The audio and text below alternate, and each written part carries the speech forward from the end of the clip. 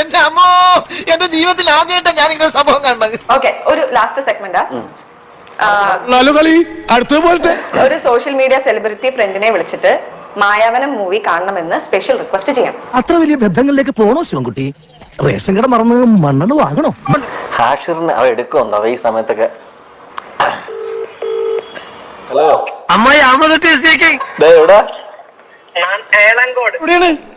ഞാനോ? എളങ്കോട് എന്ത് പരിപാടി? എളങ്കോട് വഴി ഞാൻ വീട്ടിലേക്ക് പോണു. വീട് കുറച്ച് പോണേ മോനെ.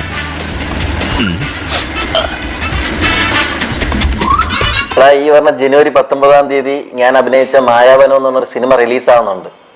ഇതൊക്കെ ഞങ്ങളോട് പറഞ്ഞ എന്തിനാ? മായാവനം എന്ന് പറഞ്ഞൊരു സിനിമ റിലീസ് ആവുന്നുണ്ട്.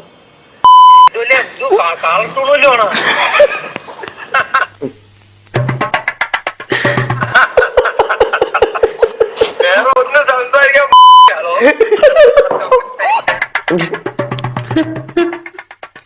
എടാ കുട്ട, ഞാൻ കുടി നിർത്തി.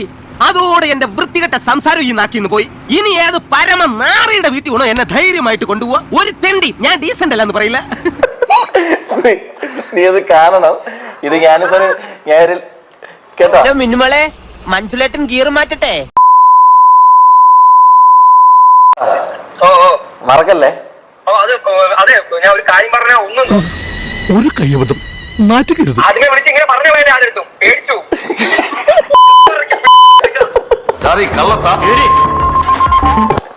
അതും സംസാരിച്ച ടോൺ മാറിയില്ല, ലോട്ടറിക്കാരെ ടോണായി. ഏത് മാഷാണ് നിന്നെ പഠിക്കും? പ്രൊഫസർ ജോസഫ് അഞ്ചരക്കണ്ടി. ഞാൻ പോകുന്നു. Bye by.